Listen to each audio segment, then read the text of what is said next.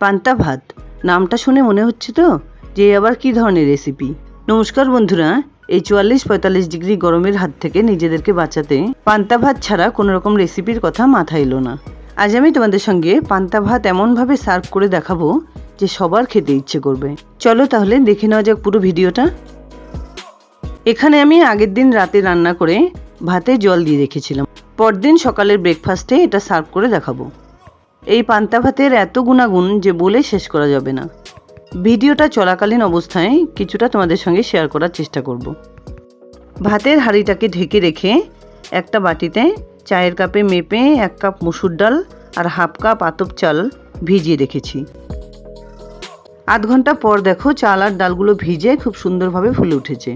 আমি এই কাপ দিয়ে চাল আর ডালগুলোকে মেপে নিয়েছি। তোমরা তোমাদের যে কোনো মেজারিং কাপ বা বাটি দিয়ে মেপে নিতে পারো। এবার ভিজিয়ে রাখা ডাল আর চালগুলোকে অন্য আরেকটা বড় বাটিতে ঢেলে নিয়ে খুব সুন্দরভাবে 2-3 বার পরিষ্কার জলে ধুয়ে নিচ্ছি। পরিষ্কার করে ধুয়ে নেবার পর এগুলোকে একটা মিক্সিং গ্রাইন্ডারে তুলে নিয়ে গ্রাইন্ডারের ঢাকনা লাগিয়ে খুব সুন্দরভাবে গ্রাইন্ড করে নিতে হবে। জল ছাড়াই কিন্তু এগুলোকে খুব সুন্দর করে বেটে নিতে হবে। জল দিলে অনেকটা পাতলা হয়ে যেতে পারে। এবার এগুলোকে একটা বড় বাটিতে তুলে নিচ্ছি। এই ডাল আর চাল বাটা দিয়ে খুব সুন্দর করে বড়া বানিয়ে নিতে হবে। শুধু ডাল বাটা দিলে কিন্তু বড়াগুলো ক্রিস্পি হবে না আর খেতেও ভালো লাগবে না, সেই জন্য কিছুটা পরিমাণ চাল দেওয়া। চালের বদলে এখানে কিন্তু চালের গুঁড়ো বা বেসনও ইউজ করা যাবে। এবার এর সঙ্গে মিশিয়ে দিচ্ছি পরিমাণ মতো নুন, হাফ টিস্পুন হলুদ গুঁড়ো, 1/4 টিস্পুন কালো জিরে, একটা বড় সাইজের পেঁয়াজ খুব সুন্দর মিহি করে কুচিয়ে নিয়েছিলাম, সেটা মিশিয়ে দিলাম। সঙ্গে দিয়ে দিলাম 4-5টা লঙ্কা কুচি আর কিছুটা পরিমাণ ধনেপাতা কুচি। এবার খুব সুন্দর করে সব কিছু একসঙ্গে মিশিয়ে মেখে নিতে হবে। এরকম ধরনের ডালের বড়া বিকেলের চায়ের আড্ডায় টিফিনেও কিন্তু খারাপ লাগবে না। ডাল বাটাটা কিন্তু আমার সুন্দর করে মেখে নেওয়া হয়ে গেছে। এখানে একটা থালায় 4টে ছোট সাইজের আলু সেদ্ধ করে খোসা ছাড়িয়ে রেখেছি। অন্যদিকে একটা কড়াই গরম করে তাতে দিয়ে দিলাম 1 টেবিল স্পুন সরষের তেল।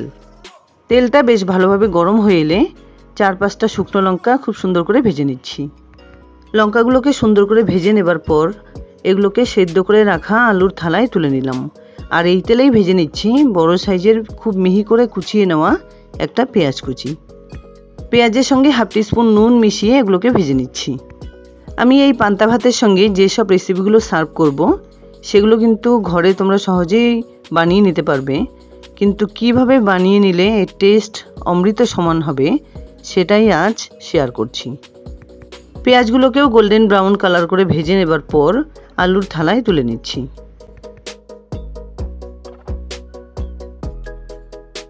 ভেজে নেওয়া পেঁয়াজগুলো একটু ঠান্ডা হতে হতে সেই কড়াইতেই দিয়ে দিলাম বেশ কিছুটা পরিমাণ সাদা তেল। তেলটা খুব ভালোভাবে গরম করে নেবার পর ফ্লেমটাকে মিডিয়ামে রেখে ডালের বড়াগুলো ভেজে নিচ্ছি।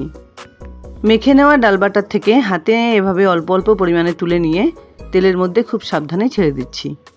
ডালের বড়াগুলো ভেজে নেবার সময় ফ্লেমটাকে মিডিয়ামে রাখলে ভেতর পর্যন্ত খুব সুন্দরভাবে কিন্তু ভাজা হবে। একটা সাইড 1.5-2 মিনিট ভেজে নেবার পর উল্টে দিচ্ছি।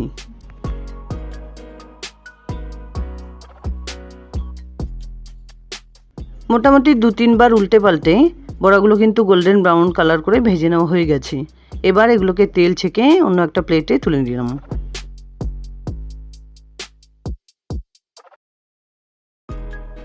ঠিক একইভাবে একটু সময় নিয়ে সমস্ত বড়াগুলো ভেজে নিচ্ছি।